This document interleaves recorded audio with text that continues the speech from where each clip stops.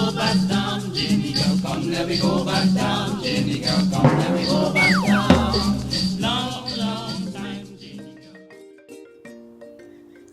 You know, Malahay, and the remember, my great-great-grandmother been telling me one story about the Mayans, about how the Amerindians, how them come from heaven to earth in the jungle, and how them enjoy all the fruits of the trees. Now, once upon a time, a long time ago, before Janie Gyal been born, and before Father Time been even there wrong, the Mayans, the Amerindian tribe of the Mayans, they lived in the heavens. And they were never short of any food. They had so many fishes, so much to eat, so much cassava, so much yam and plantain. They never went hungry. One day, there was a famine in the land. And the chief decided, you know what? He's going to go and look for some fishes. Now, when the chief went into the stream, he didn't find any fishes. To his surprise, he was like, what am I going to do? Oh, great Macanaima, tell me, what am I to do? How am I going to feed my people? What will happen to the children? Oh, great Macanaima, I ask for your guidance, please. Then one night, when the chief was asleep in his hut, he had a dream. Macanaima, the Amerindian god, appeared to the chief and told him to go north. Yes, go north. And there you will see luscious greens. You will see endless food and so many fishes. You can't count the fishes. Your people will survive. Go to the north. Go to the north, O great chief. So, boys and girls, mommy and daddy, what do you think the chief did? Do you think he obeyed the great god Macanaima? Yes, he did. He obeyed the great God. And so the chief called the PI man. Oh, PI man, gather your things and come. Oh, villager, the men come, leave the wife and the children. We will go north. For the great God Macanaima, he came to me last night in a dream, in a vision, and he said to go north. So we will go north. So they packed up their fish traps, they packed up all of their hunting bow and their arrow, and they went on.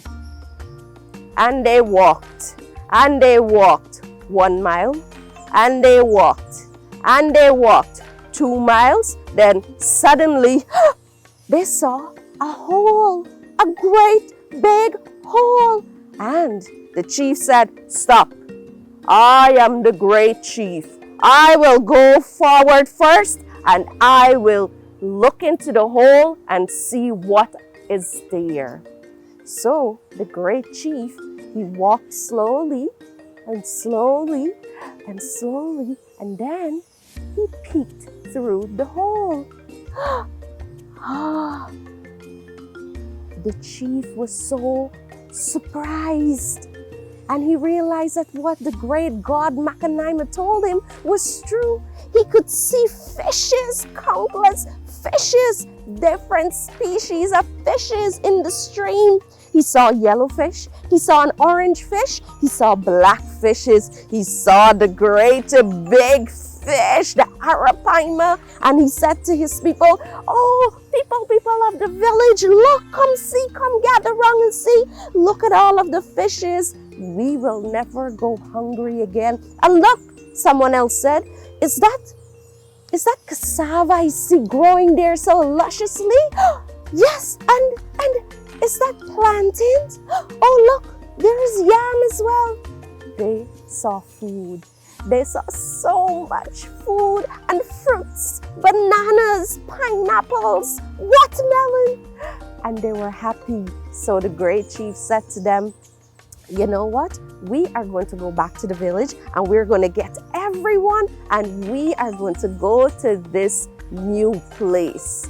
So they went back and they gathered their wife, they gathered their children, and everybody was so happy to go to this new land.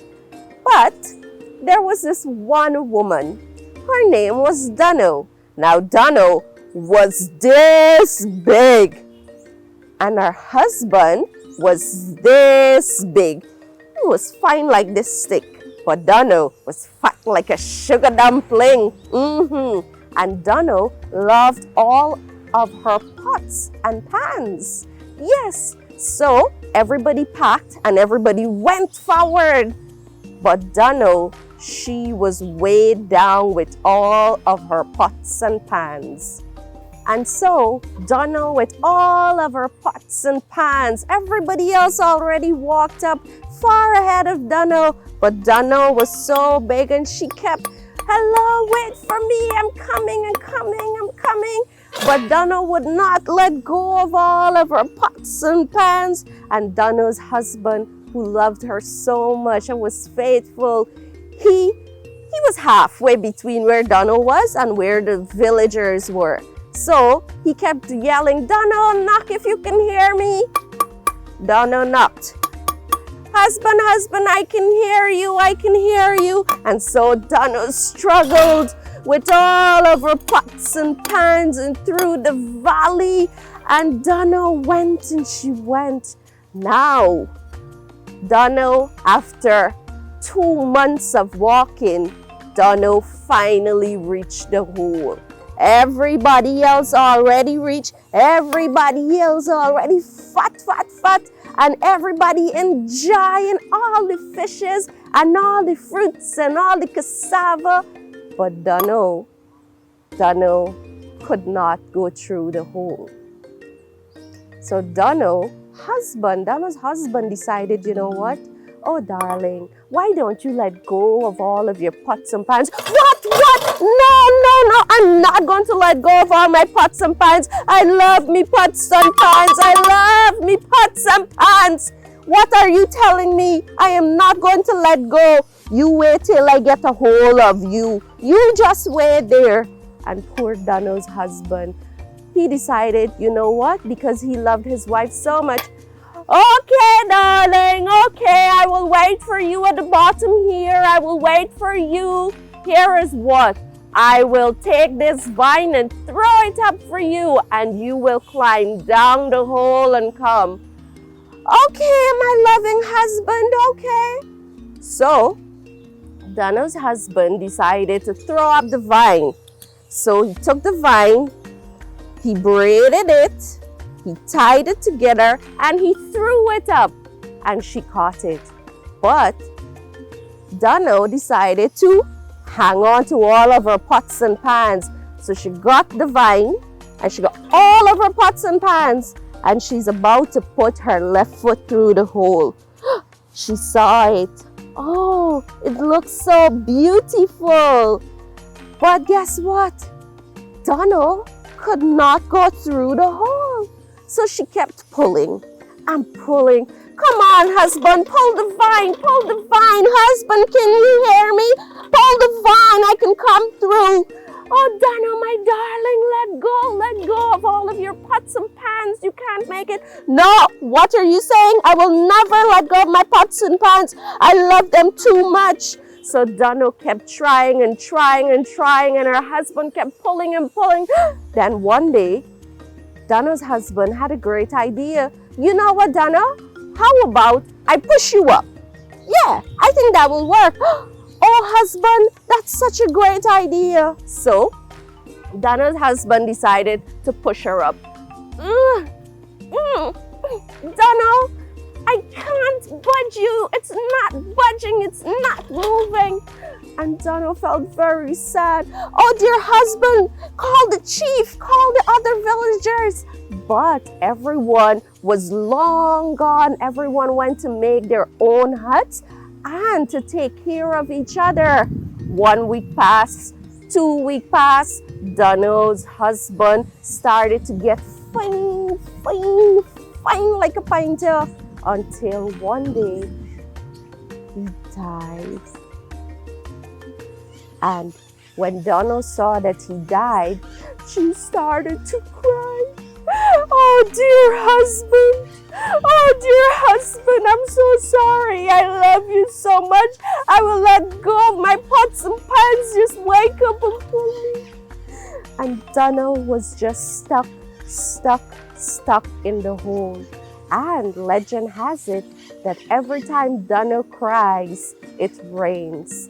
And that, boys and girls, is how the Amerindians came from the heavens to the earth. The story ends and the tuning bend. Long, long time, Janie Gyal, and we not go back down. Janie Gyal, come let me go back down. Janie Gyal, come let me go back